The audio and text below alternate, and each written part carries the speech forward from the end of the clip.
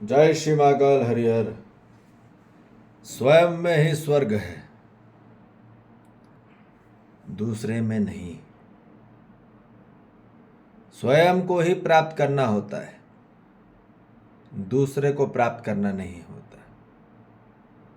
आज हर मानव दूसरे में प्रेम खोज रहा है, दूसरे में सम्मान खोज रहा है, दूसरे में विश्वास खोज रहा है, दूसरे में श्रद्धा खोज रहा है, दूसरे में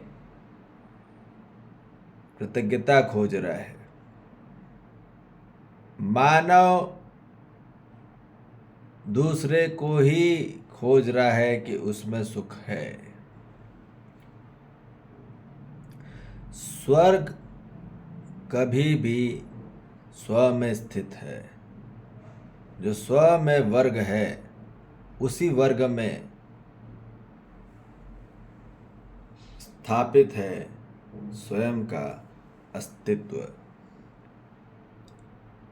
स्वयं के वर्ग में ही अस्तित्व स्थापित है और वही स्वस्थिति है, और स्वस्थिति में ही स्वर्ग है, परिस्थिति में नहीं। ये बात निश्चित हो जाए। स्व ही स है, स्व से ही अस्तित्व है और परिस्थिति से ही प्रतियोगिता है। स्वस्थिति से ही सहयोगिता होगी, स्वस्थिति से ही स्वीकृति होगी। और ये व्यक्ति यदि परिस्थिति में ही रहेगा तो उससे प्रतियोगिता ही करते रह जाएगा और उसके लिए पूरा जीवन नरक बन जाएगा। प्रतियोगिता जीवन नहीं है, सहयोगिता जीवन है, उपयोगिता जीवन है। तो पहली बात निश्चित है, ये बात क्लैरिटी में आ जाए मानव जाति में कि परिस्थिति को प्राप्त करने के लिए दिन रात आदमी मानव करे जा रहा है, पूरा कर्म करे जा रहा है कि मैं अपनी परिस्थिति बदल दूं तो स्वर्ग हो जाएगा। अच्छा घर बना लूं, अच्छी पूरी व्यवस्था कर लूं, बाहर से जो दिख रहा है तो सुखी। ऐसा बिल्कुल भी नहीं है, दो कौड़ी का भी नहीं है, एक पॉइंट का भी नहीं है। स्व में स्थित व्यक्ति ही वर्तमान में स्थित होता है और वहीं पे स्वर्ग है, वहीं पे हर मानव को दर्शन होने वाले हैं हर भगवान के। वो ईसाई हो, वो मुसलमान हो, वो सिख हो या हिंदू हो, वो स्वस्थिति में ही उपलब्ध है।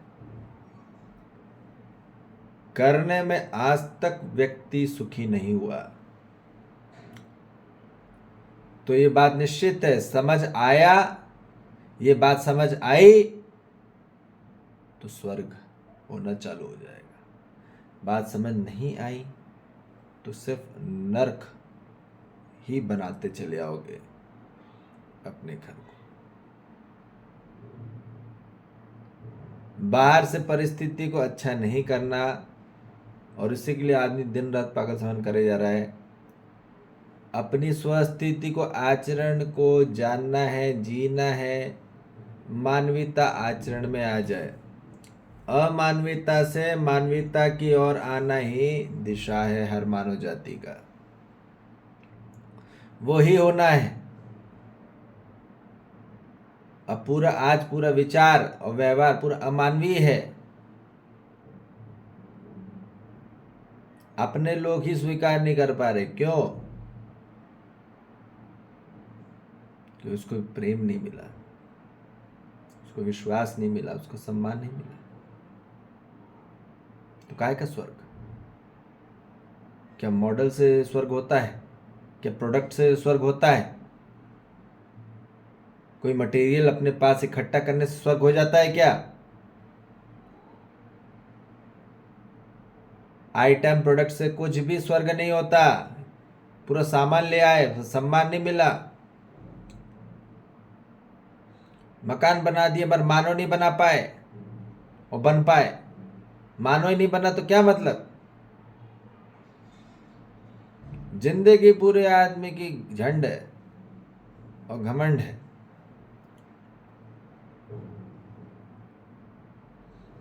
क्योंकि उसने अपने आप को जी नहीं पाया, समझ नहीं पाया। तो जो समझा नहीं वो पूर्णतः रूप से अधूरे में रहा और उसकी कहानी पूरी अधूरी ही रहेगी।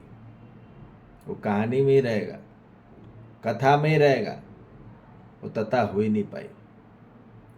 इसलिए ध्यान से समझिए, जो समझेगा वो ही स्वर्ग को प्राप्त होगा। स्वर्ग उसको प्राप्त है ही, सिर्फ समझने से ही।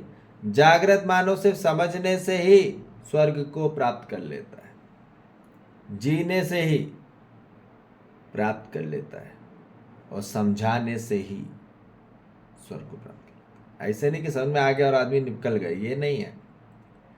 जी लिए वो भी नहीं, समझाया कि नहीं समझाया अपने मानव को, हर मानव जाति को। खुद को समझ में आ गया तो बहुत सहज थोड़ी ना कि आप दूसरों को वही आप ट्रैक पे लेके जा रहे हो। तू भी तपस्या कर। इसलिए ये बात निश्चित है, हर मानव जाति प्रजाति को अब इस ट्रैक पे आना ही होगा, स्वयं में स्थित होना ही होगा। भ्रमित वाला व्यक्ति सिर्फ करता ही रह जाएगा, सिर्फ करता ही रह जाएगा जीवन पर्यंत। वो सिर्फ करने में ही लगा रहेगा, क्योंकि कर्म ही धर्म सिखा दिया गया गीता में। अब वो धर्म चिपक गया एकदम फेविकॉल के जैसे। भैया कर्म धर्म नहीं है, समझ ही धर्म है, समझना ही धर्म है। शादी करना धर्म नहीं है, बच्चे पैदा करना धर्म नहीं है, पर समझना जरूरी है जीवन को। करना धर्म नहीं है, समझना धर्म है। ज्ञान ही धर्म है, अज्ञान नहीं। उलझ अधर्म है। जो व्यक्ति उलझता ही रहता है कर करके उसको संपत्ति नहीं पड़ रही है, कोई संकेत ही नहीं आ रहे, कोई सचेत ही नहीं कर रहा है उसको, उलझा जा रहा है और गाढ़ पे गाढ़ बनी जा रही है। क्या होगा मानव जाति का? फटेगा वो। तो इसलिए ये बात निश्चित है कि अब स्वर्ग में वास नहीं किया जाता, स्वर्ग को साध लिया जाता है। और ये जो शरीर का साधन है, ध्यान समझेंगे, ये साधना के लिए ही है। ठीक है, तो क्या साधना है? आंतरिक की स्वस्थिति को पहचानना ही इस मानव जाति का लक्ष्य है। जो चैतन्य तत्व है, परमाणु तत्व है, उसको पहचान लेना ही, उसको जान लेना ही, उसको जी लेना ही और उसको समझा देना ही कार्यक्रम है हर मानव जाति का। ठीक है, तो इसलिए संपूर्ण स्वरूप में सिर्फ समझने का प्रयास करें, कुछ नहीं करना, कोई पॉजिटिव नहीं, कोई नेगेटिव नहीं, कोई अच्छा नहीं, कोई बुरा नहीं, उसमें मत पड़ो। आप जो कर रहे करते रहो, कोई दो राय नहीं है, करते ही रहो। अच्छा करो, बुरा करो, प्रॉफिट करो, लॉस करो, किसी का भी कुछ भी करना, करते रहो। पर एक बात ध्यान रखो, समझना जरूरी है। समझने के लिए पूरा समय निकालो ही, समझने के लिए आना पड़ता है, समझने के लिए थोड़ा मानव को धैर्यता चाहिए। बगैर धैर्यता के कार्यक्रम नहीं होता है ना। समझने के लिए इन्वेस्टमेंट करें, अपना टाइम, अपना मनी, अपना अटेंशन, फिर एक्सेप्टेंस आता है।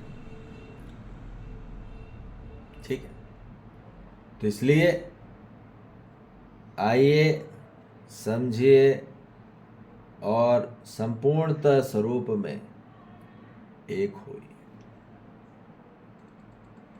एक होने से ही स्वर्ग है, अनेक होने से ही नरक। आंतरिक में दूरियां बढ़ गई है, अलग अलग हो गया आंतरिक में, काय का स्वर्ग। आप एक साथ भी रह रहे हो, सालों से रह रहे हो, पर आंतरिक दूरियां बढ़ गई ना, मानोगे क्या करोगे? आंतरिक दूरी बढ़ गई तो कोई भी प्रेम नहीं है, दिखावटी प्रेम, दिखावटी प्यार है। ठीक है ना, दिखावटी जिम्मेदारियां हैं, अब करना पड़ता है, ये बात है। मानव जीता नहीं है, करना पड़ता है। और जब कोई भी कार्य कर्म करना पड़ता है तो वो दुखी होके कर्म कर रहा है, और दुखी होके कर्म करना ही पीड़ा है, वही संकट है। इसलिए बोल रहे हैं पहले सुखी हो जाओ, और सुखी होके फिर कर्म किया जाता है। तो सुखी होने के लिए पहले समझना जरूरी है, फिर कर्म। बगैर समझे बगैर कर्म नहीं किया जाता। ओके, यदि बगैर समझे हुए करोगे तो उलझते रह जाओगे या फिर उलझाते रह जाओगे। ठीक है, इसलिए सिर्फ स्वयं को समझो पहले, फिर हर मानव जाति, जीव जंतु, वनस्पति, संसार सब समझ में आ जाएगा। फिर वहाँ कोई प्रतियोगिता नहीं, वहाँ किसी प्रकार का कोई विरोधी नहीं। हर मानव जाति को हम समझेंगे, जिएंगे और समझाएंगे, पर पहले संपूर्णतः समझ लें। ठीक है जी, जय श्री महाकाल, हरि हर।